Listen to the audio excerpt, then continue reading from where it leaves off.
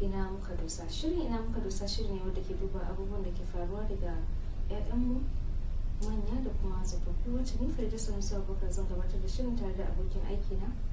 It's another wonderful day. It's a Lenten period. Both religions are observing wonderful Lent, and you're welcome back.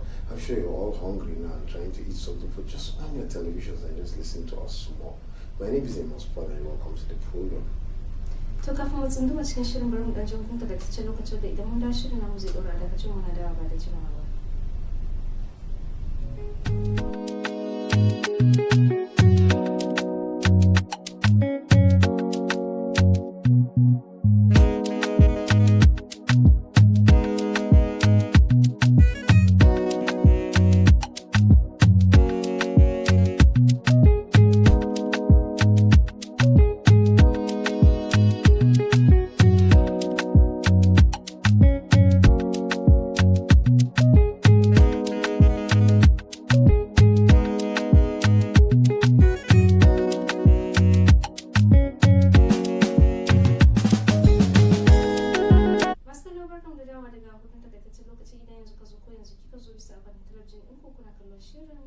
Ina muka dosa inda yau za mu tattauna akan maudu'i na zane ko?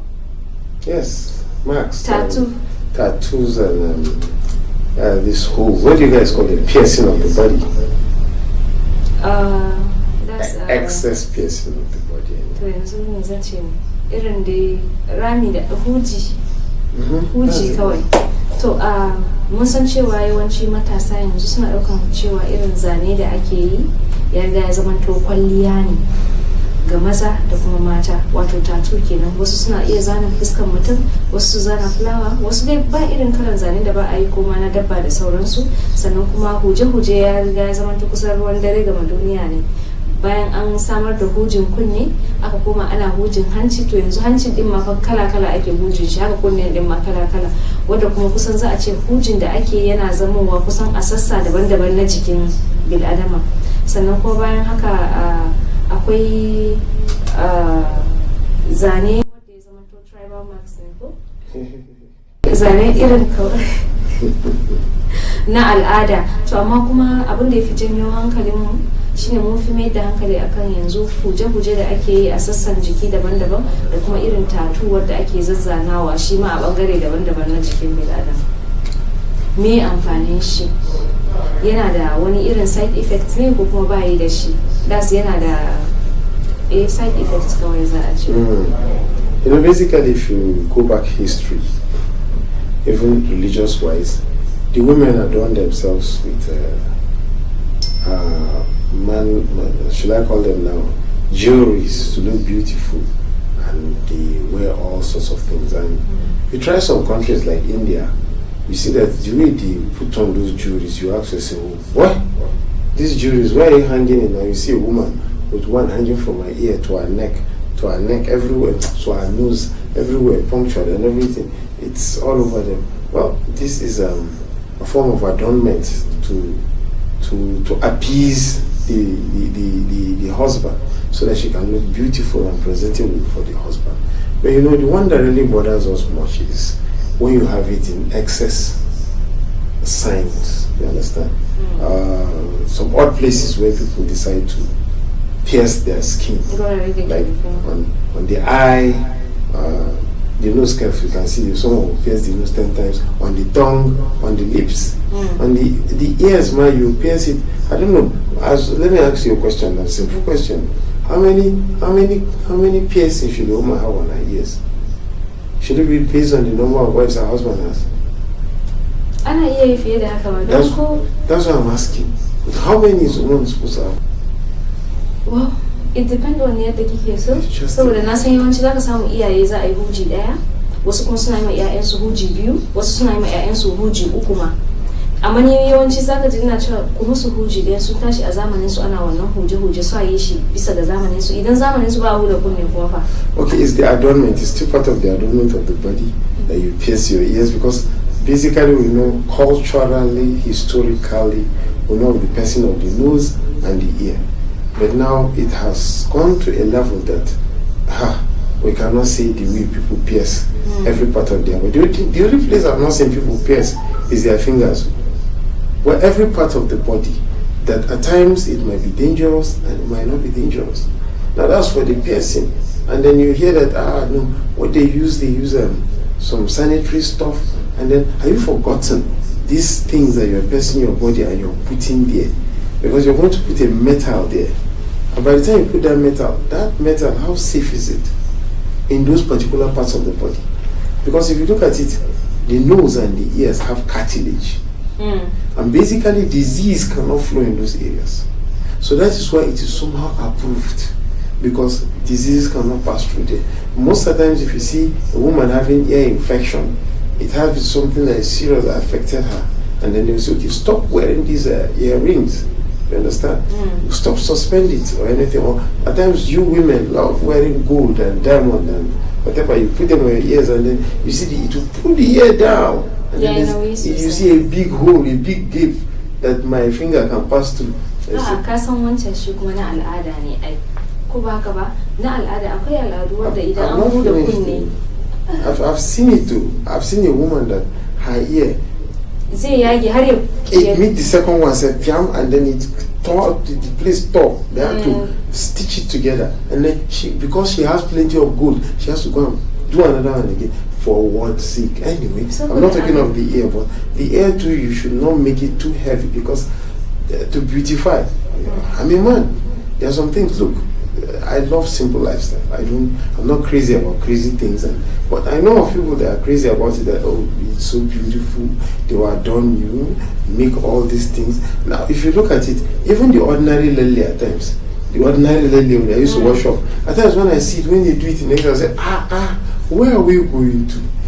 At times it becomes so much that, just like we were discussing some things earlier, that I said some things irritate people. And that thing when I see play it irritates me, I say, why? The beauty that God gave you is not okay for you. Must you adorn yourself with all this? So I actually in kina da kyau ki gara da wanka. Kaga mata su bath with water. Bath with water.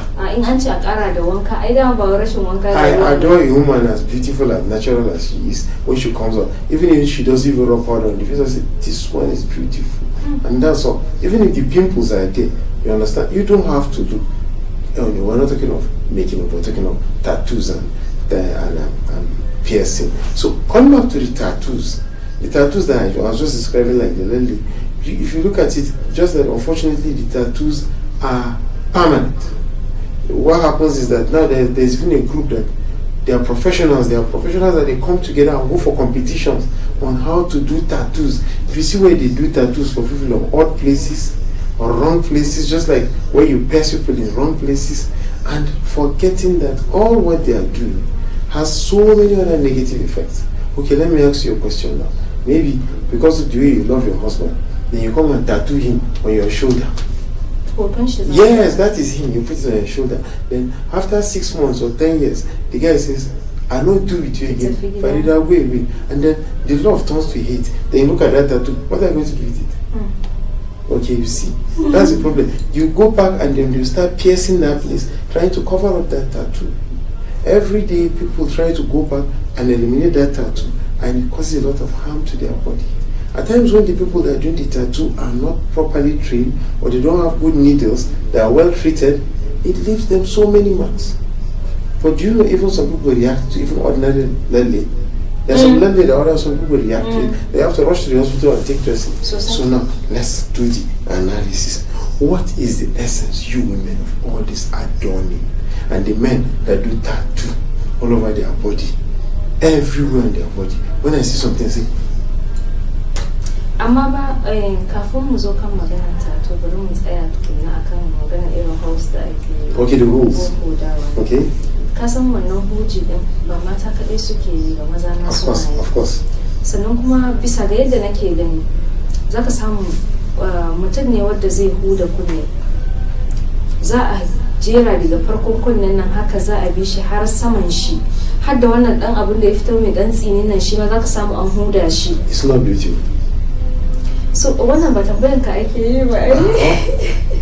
I just said duk dai ado ne, ka gane. Sannan kuma zaka samu gira din nan, giran nan zaka samu mutum ya huda shi, an saka abu mai gululu ma domin ya nuna. Is that the name of the place? Gira. Okay. Yeah, So I've seen one with 4 self, 1, 2, 3, 4. to ka gani duka.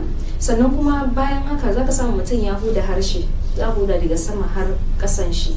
Ko mun san cewa harshe ina ga duk jikin dan adam ina gaba inda ya kai harshe laushi saboda kullun shi It is easier to pierce it. To zai zama da cewa an huda shi.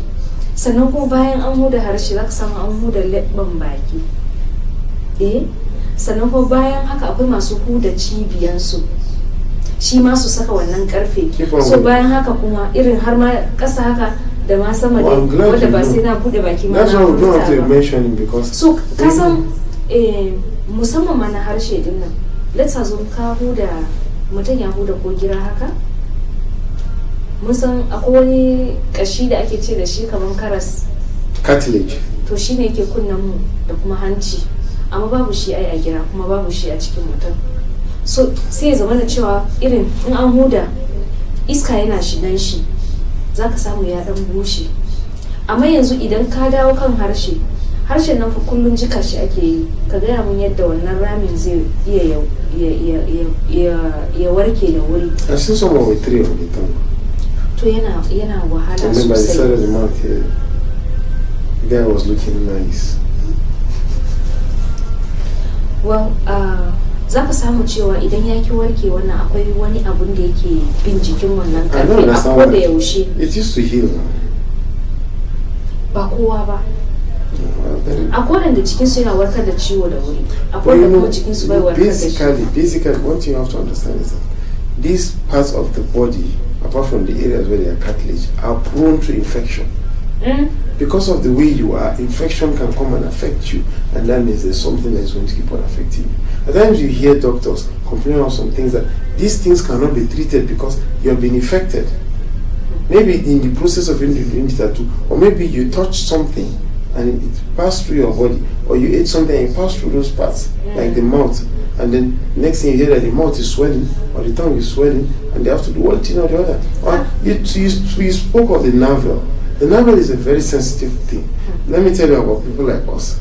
People like me, if you touch my navel, I'll have stomach ache. So my navel is very sensitive. So people are different and they vary. So you can just imagine someone putting holes in all these parts of the body. For what? That's why I asked you the question. What is the benefit of all these things? Fashion? Technology or the advancement of beauty? You know, your generation is going crazier than anything. I used to have a Charlie boy. When he does his own crazy things. Well, now the man is old. He doesn't put on those crazy adornments. Kasamba, irin waɗannan abubuwa da mutane suke yi.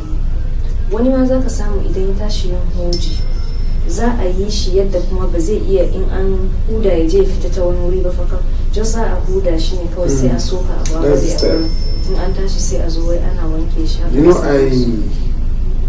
when I see 2 earrings, I raise my eyebrow. I manage the situation. When I see 3 earrings, I get pissed. No, that's the truth about life, you understand? I'm just the kind of natural person that I'll tell you that why not just do the simple, natural one that our forefathers used to do, and it makes it all beautiful. Why must you? Is it that you have plenty money to buy plenty gold? She is good, you guys like gold. And some people say gold does not even fit their ears. If they wear the gold, it will begin to have problem with the ear. Yeah, some is ordinary metal. That metal that gets rusty, that their ear believes it should hold. Idan ka duba zamanin yanzu da zamanin da akwai bambanci. A da fa hujin hanci da kake da akwai matsala.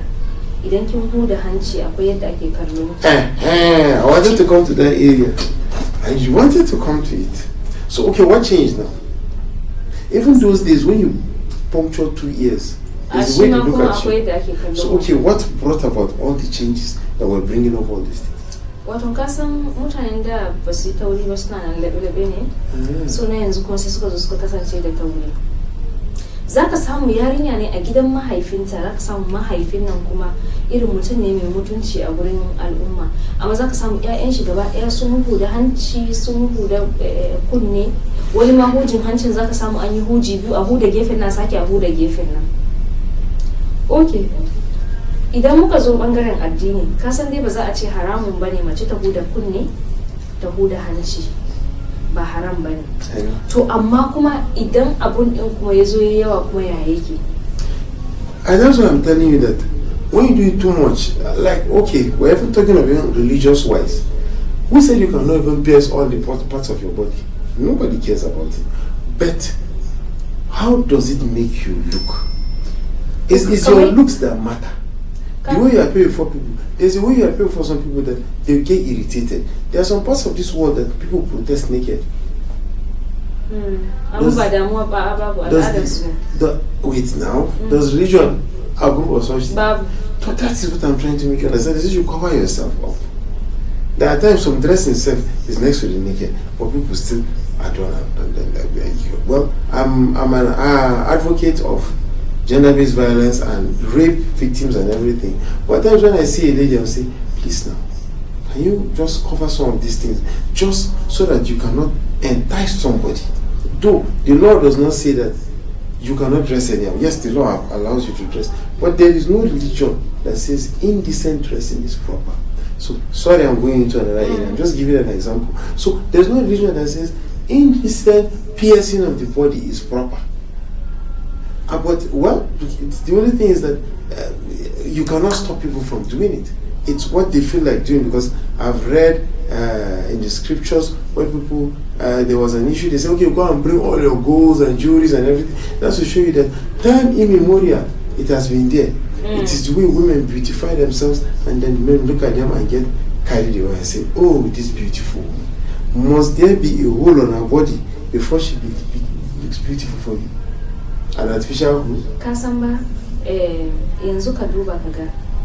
Akwai yadda ake daukan abu da akwai yadda ake daukan abu yanzu, sannan akwai abin da addini ya bari a yi shi, sannan kuma akwai yadda yake idan addini ya ce ka dan guje shi.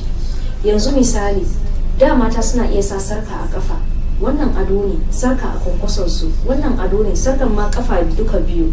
Sai zamana zamani, kaga addini bai hana ba, sai zamani ya zo mana cewa idan ka ga mace da sarka a kafanta, to ka kalle ta ka sake kallonta, ana tunanin cewa tana bin mata, wadda kuma an san cewa bin mata haramun ne a addini. Bai kamata mace tana da alaka da wai mace ta bangare irin kamar relationship. Mata masu maɗigo a Hausance haka yake. So idan ya zama na cewa an haramta yin maɗigo a addini, sannan kuma yanzu ya zama to sign na mata ne wadda idan sun tashi suna masu wannan harka din suna saka sarka a kafansu, to ke kuma dama kina sakawa don ado, sai ya zama na cewa yanzu ga yadda ake sakawa a zamaninki. Me ya kamata ki sai ki guji sakawa a kafan, ba wai don ya zama haramun ba fa, domin kar a kalle ki a matsayin masu yin haka, watakila masu yi su bibiye ki. Okay, wait, can I ask you a question? Does that mean we should look at every woman that has, just like you said, piercing on her nose as a street person? Aha. So that means we cannot conclude that every lady that has okay, go on. Kasamba, akwai yanayin fassara da mutane suke yi wa mutum, sai kaga an zo an bata maka suna. To saboda kai avoiding wannan bacin sunan din ne, shi yasa sai ka avoiding abun da zai kawo maka bacin suna. Okay, let me ask you a question. I'm disputing. But you see, the crowd always have what they feel. Must you always follow what the crowd says, or you should hold on to the teachings of what you feel and the doctrines that your religion holds on to, or you feel what is morally right? Well, abun da ya kamata ka rike a nan shine abun da addini ya koyar ne, amma kuma ko malaman addini din sukan yi magana su ce to idan har kana ga wannan bai zai zama maka alkhairi a cikin mutane ba, tunda mutanen su kake tare da su, to ka avoiding din shi. In kuma kana tunanin cewa zaka iya daukan duk abun da mutane za su faɗa bai dame ka ba, then baka da matsala. Just like you said, I've heard of that same statement too, that you should watch what people say, but at times, even if you do good, maybe some people now, maybe as you're walking, everybody say, why is Farida's skirt always dragging the ground? Why is she spoiling the clothes? The clothes is always getting old on time because her clothes is dragging the ground. She is always dirtying her clothes. Doesn't she know that infection might even affect her from the way the clothes is dragging itself on the ground when she goes to places that are dirty, and then that's how it's going to carry disease and it's going to affect her? Yes, people, no matter what you do, people must talk. Not that I'm a fan of crazy things, you understand? What I'm trying to say is that what is morally right and what is basically correct, because everybody has what he feels like. There was a day we discussed here about sagging. Sagging good, no. But our youths, 90% on the street, when they sag, So say the boys and the girls too. That's what I'm trying to make you understand how sagging started. I've said it here and I'm going to say it again. Prison. If you're looking for someone that is going to come and be sleeping with you, just like you spoke of lesbianism, gays and lesbians, you sag, you're advertising yourself. So if you have someone that is your partner, the person will be holding the this thing of your pocket. Then what do you call it now? The inner lining of your pocket, and you'll be bouncing and that person will be holding you. That means you guys are partners. But when you move around without anything and you're sagging, you're looking for someone that's going to protect you and sleep with you. So you see, basically that was the motion and the reason sagging started. But now, you see somebody that you think is responsible. You see sagging, you say, why is sagging? No, I'm just trying to move around with the trend. Which trend? So you understand? So everything has the way it started. But then, as this generation has come, they have revolved and evolved everything to their taste, to what they feel it should be, to what they feel is they want to take it to.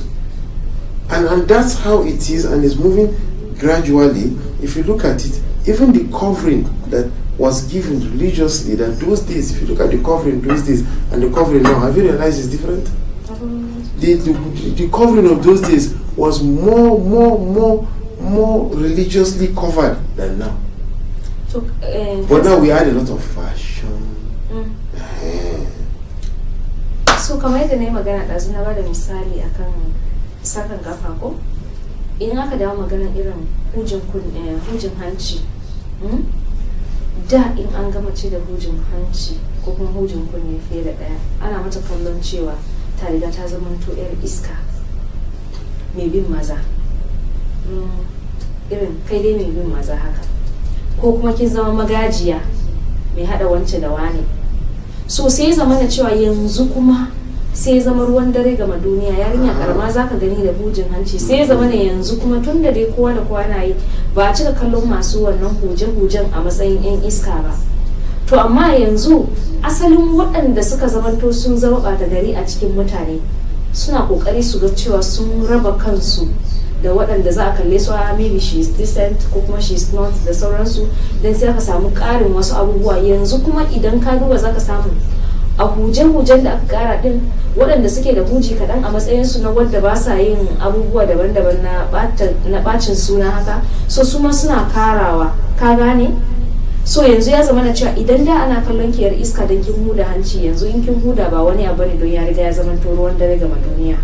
Kamar yadda da in an kalle ki da sarkan kafa ake miki kallo ba komai bane, ado ne, yanzu kuma in kin saka yana iya zamantowa matsala domin ana tunanin ga waɗanda suke amfani da shi da irin akwai zobe da ake sakawa a kafa shi ma. Sannan ka kara duba a zamanin da maza suna barin suma a kai, ko suna barin suma a kai sosai, har ma irin ya zamanto irin ya zama kamar an koyar din shi ko, wanda kuma ba a ganin shi wani abu saboda addini bai hana mutum ya bar suma ba, muddin dai gashi dai yana tsaftace shi. To yanzu kuma sai zamani ya zo mana, in ka ga wanda ya bar suma a kai to tabbacin ana mishi kallon ɗan iska ne. Kuma zaka samu yawanci matasan mu wanda suka lalace zaka samu sun bar suma a kai, sun zo sun yi kwailin ɗin shi a tunaninsu su ado ne da kuma iya yi din. Shi yasa yawanci zaka ji idan an tashi za a ce ya ake gane alaman mutumin da ya riga ya zama to dan iska, sai ka je ana kirga ire-iren waɗannan a ciki.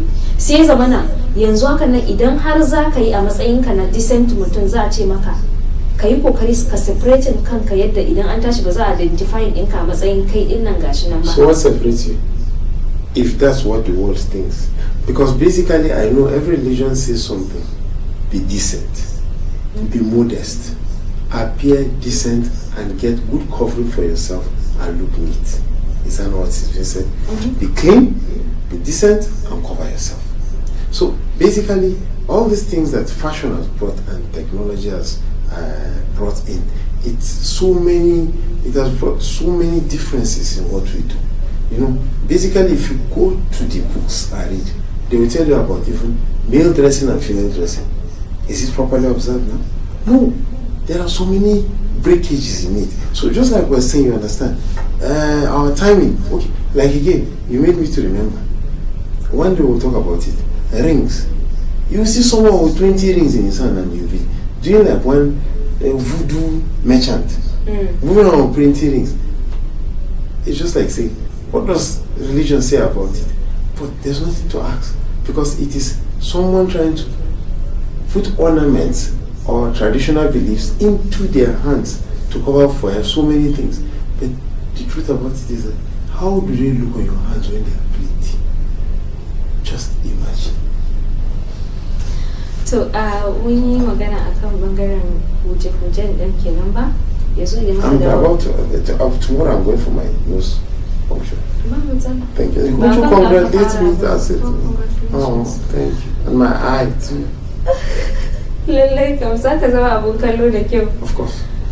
Idan muka koma bangaren irin zane-zane wadda ake yi, mun san cewa normal zane ordinary flower, wannan lalle da ake amfani da shi baki sai a yi mutum zanen flower a hannu. Wasu irin yana affecting skin nasu domin yana fitar da wani irin wata zaki kaga zai kumbura hakan nan har ya dura ruwa kamar an kone ta da wuta har ya zo ya faffashe. Wata kuma zaka ga yayi kuraje kanana hakan nan a inda aka zana din. So sai ya zama na cewa maybe skin nata bai son lalle, she's allergic to it da sauransu. To idan ka ga bangaren tattoo, shi din ma fa yana kasancewa haka, zai yi skin naki bai bukatar tattoo kin je kin zana. You know, both lalle and tattoo are designs that you put on the body. The only difference is that lalle, it appears on the superficial part of the skin. And you know, the skin has pores. So some of this combination of, what do you call it now? Mixture of leaves and all that, and all the chemicals that you go together and you put on your hand. So by the time it goes through the pore hole of the skin, just like you said, some skins react to it because they are not friendly with some of the things that are mixed in the lalle. Same thing applies to tattoos. Now, lalle is temporary, tattoo is more of permanent. Though now the people that are doing it have said that they have come up with a way that they can erase a tattoo and put you another one. Yes, they do it. You might assume that it's clean because the person said he has sterilized it. But at times, carelessness. Even injection, they will tell you that, okay, when they inject you once, they throw away the syringe. You can never share a syringe with two people. But I don't know. But two people, Bafa. Ko kai kankan an soka maka yanzu kar ka yadda kara soka maka domin zai zafi ma sosai. Yes, I know because it's blunt. Now, but I'm talking of that of tattoo. Is it, do they change the mouth of the needle they use every time they finish? Or is it that they will just clean it up, sterilize it, and use another person? I'm not sure because I'm asking that. I've never been to a tattoo parlor. Yes, that's why they advise everybody to use his own clipper. Because it's just trying to protect yourself and your body. So basically, you have to ask yourself about the tattoo. What is it? This ink is my body. Conversant, I'm going to hold on to this ink. It was not visible. It was not really visible. It was on her shoulder. And the next thing, the relationship broke up. And then she had to go and cancel the tattoo. I've seen it. Yeah, I saw it in Abuja. Well, akwai waɗanda za ka ga sun yi hoton 'ya'yansu ma, akwai waɗanda kuma za su sa a sa kafan 'ya'yansu sai a yi wannan tattoo na kafan ɗa.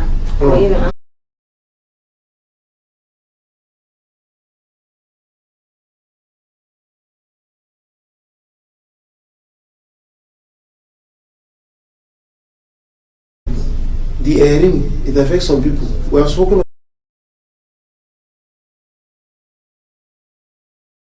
kake da shi. So yana da kyau a ce mu gode ma Allah da halittar da ubangiji ya bamu, nan mu yi kokari mu yi mai bara mu so mu cutar da kanmu da kanmu ba. So ya kamata a ce mu ƙara duba ire-iren waɗannan abubuwa ba komai ba. So ya kamata a ce mu ƙara duba ire-iren waɗannan abubuwa ba komai bane idan an tashi an ce a lokaci kai ma sai lalle ka yi shi ba, saboda kowane ado fa yana da dalili. Maybe an yi kaza saboda kaza ne, ya kamata ka yi shi da dalili. Maybe an yi kaza saboda kaza ne, ya kamata ka yi shi ko kuma bai kamata ka yi shi ba. So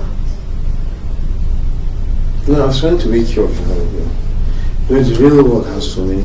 No, I was trying to wake you up, the real world has so many things that has come up. Artificial intelligence, technological advancement is that we do surgery without touching the people. All we do is that they will just put laser to go through the body, and so it also has its side effects. It's not It's not just by our tattoos.